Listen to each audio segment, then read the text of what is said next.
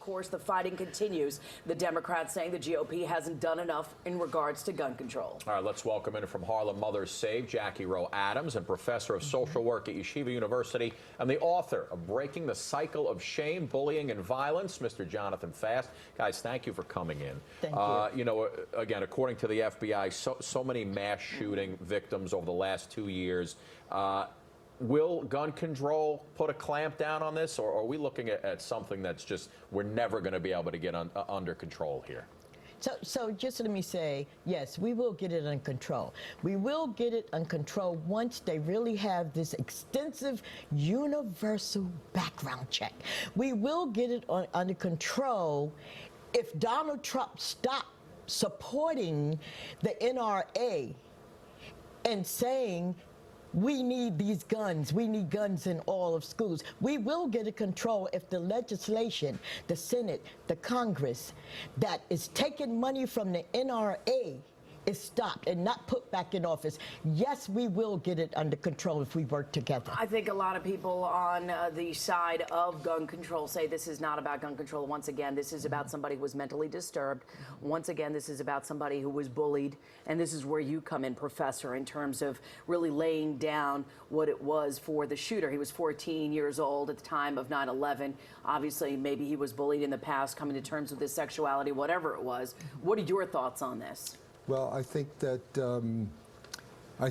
this is a problem in shame management, and what I mean by that is that people accumulate enormous amounts of shame, and particularly in our society. You know, we have more of these mass killings than any place else in the world. When you say shame management, I don't necessarily understand that. Is that we're not giving our kids the coping skills that are necessary to deal with their disappointments in life, to deal with things that aren't going their way? Is that what you're saying to me? Well, it becomes harder and harder to maintain a middle-class position in this society, particularly for our next generation who are coming up.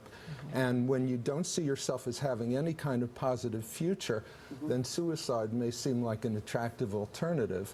And when that happens, you think, well, I'm not going to be around. I should be able to get all my anger out in a way that maybe is going to get me some worthiness and some attention.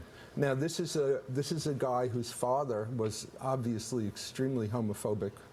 And I think he thought that he could gain some worthiness with his father by performing this.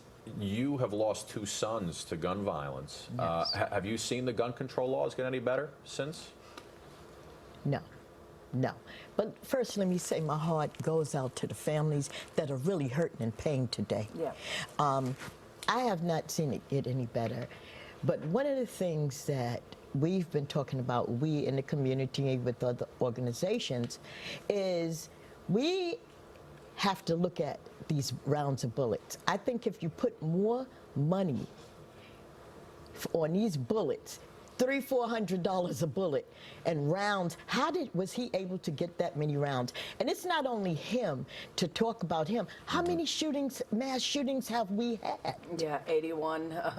That's a whole lot. 8,124 deaths, including mass shootings in 2014 alone. And at the end of each of those shootings, we all think, well, this is the one that's going to turn the country around. There's no way we can ignore so many people who have lost their children at this terrible age.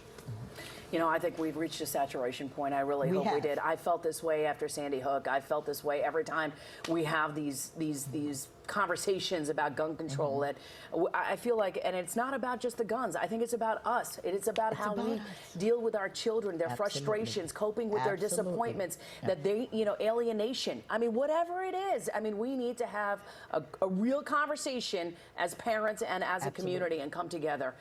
We can continue this conversation. We need some action. We need some action. Thank you guys for coming in. Thank you. Appreciate your time. All right.